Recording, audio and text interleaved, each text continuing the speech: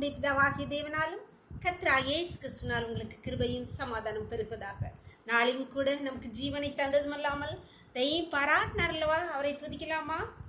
யாக்கோபே நீ வேறொன்று வா, யாக்கோபே நீ வேறொன்று வாய், யாக்கோபே நீ வேறொன்று வாய், பூத்து குலுங்கிடுவாய், காய்த்து கனி தருவாய், பூமியெல்லாம் நிரப்பிடுவாய், இந்த பூமியெல்லாம் நிரப்பிடுவாய்.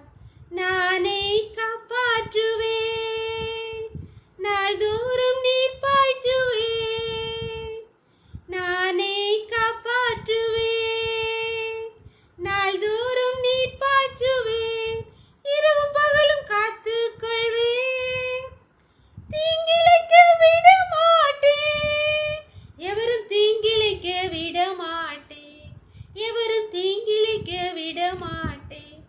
ஒரு வேத பகுதி வாசிக்கலாமா? சங்கீதம் 29:10-11. கர்த்தர் ஜலப்பிரவாகத்தின் மேல் உட்கார்ந்திருக்கிறார், கர்த்தர் என்னிடைக்கும் ராஜாவாக வீற்றிருக்கிறார். கர்த்தர் தமது ஜனத்திற்கு பலன் கொடுப்பார், கர்த்தர் தமது ஜனத்திற்கு சமாதானம் அருளி அவர்களை ஆசீர்வதிப்பார். இங்கே கர்த்தராகிய ஆண்டவர் தாவீது ராஜாவை கொண்டு சொல்லுகிறார், அவர் நம்மளை ஆசீர்வதிக்கிறார் என்று. தம்முடைய ஜனத்திற்கு, தமக்கு பிரியமான ஜனத்திற்கு அவர் பலன் கொடுத்து அவர் நம்மை ஆசீர்வதிக்கிறார் என்று சொல்லப்பட்டிருக்கு. இஸ்ரவேலை ஆசீர்வதிப்பதே கர்த்தருக்கு பிரியம் என்றும் சொல்லப்பட்டிருக்கு. அன்பானவர்களே, நாம் இந்த பாடுகளிலும் கஷ்டங்களிலும் பலவீனங்களிலும் உழந்து மூழ்கி அலைக்கழிக்கப்படுவது அவருக்கு பிரியமில்லை. நம் இந்த பலவீனங்களை, இந்த பாடுகளில், இந்த கஷ்டங்களில் இருந்து விடுபட்டு சந்தோஷமாய் வாழ வேண்டும், ஆசீர்வாதமாய் வாழ வேண்டும் என்பதுதான் அவருக்கு பிரியம். நாம் இந்த பாடுகளையும் கஷ்டங்களையும் அனுபவிப்பது அவர் சொல்லுகிறாரல்லா, உங்கள் பாவங்களே, உங்கள் அக்கிரமங்களே எனக்கும் உங்களுக்கும் நடுவாக பிரிவினை உண்டாக இருந்துச்சு. அன்பானவர்களே, நம்முடைய பாவங்கள், நம்ம எந்தெந்த இடங்களில் நாம் குறைவுபட்டுக்கிறோம், எந்தெந்த காரியங்களிலே பின்வாங்கி இருக்கிறோம், அவரை விட்டு பின்வாங்கி போயிருக்கிறோம், இதை உணர்ந்து நம்மளை சீர்படுத்தி நம்மளை அவரிடமாய் ஒப்பு கொடுக்கலாமா? கர்த்தர் நம்மை நிச்சயமாய் ஆசீர்வதிப்பார். அதுதான் அவருக்கு பிரியம். நம்மை பிரியமாய் இருக்கிறார். நாம் எப்பொழுது அவருடைய திரும்பி வருவோம் என்று காத்து கொண்டிருக்கிறோம், அப்பொழுது அவர் நமக்கு இறங்கி நம்மளை ஆசீர்வதிப்பார். ஜெபம் பண்ணலாமா? எங்களை நேசிக்கிறீங்களா அன்பின் தகப்பனே, தர்மையான நாளை கூட எங்களுக்கு வாய் தந்தீங்களேப்பா.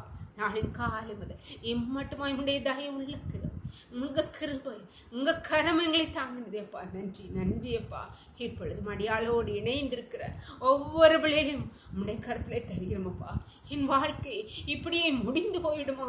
நான் இந்த பாவத்திலே, இந்த கஷ்டத்திலே, இந்த துன்பத்திலே, இந்த பலவீனத்திலே மூழ்கி போய்விடுவேனா? எனக்கு ஒரு விடிவு காலமே இல்லையா? கர்த்தரனை ஆசீர்வதிக்க மாட்டாரா என்று ஏங்கி தவித்திருக்கிற ஒவ்வொரு பிள்ளைகளையும் கர்த்தர் இறங்கி அப்பா நீர் அவர்களை ஆசீர்வதிக்க முடியாது.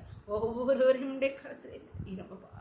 கர்த்தரும் அப்பா அவர்களை ஆசீர்வதிப்பதையும் உமக்கு பிரியமப்பா என்று தங்களுடைய அக்கிரமங்களை விட்டு, தங்களுடைய குறைவுகளை விட்டு முடமாய் தங்களை ஒப்படைக்கிற ஒவ்வொரு பிள்ளைகளையும் கர்த்தர் கண்ணோக்கி ஆசீர்வதிப்பீராக, ஆசீர்வதித்தருள்வீராகப்பா. உடைய கர்த்தரை ஒவ்வொருவரை தாழ்த்தி தருகிறோம். இந்த நோக்களை மூடி மறைச்சுக்கோங்க. சகல துதியும் கனமும் வல்லமையும் பலனும் ஞானமும் எங்கள் தேவாதி தேவன் ஒருவருக்கே செலுத்துவோம். இயேசுவின் மூல ஜெபங்கள் அல்ல தந்தை. ஆமென். God bless you. கர்த்தர் உங்களை ஆசீர்வதிப்பாராக. ஆமென்.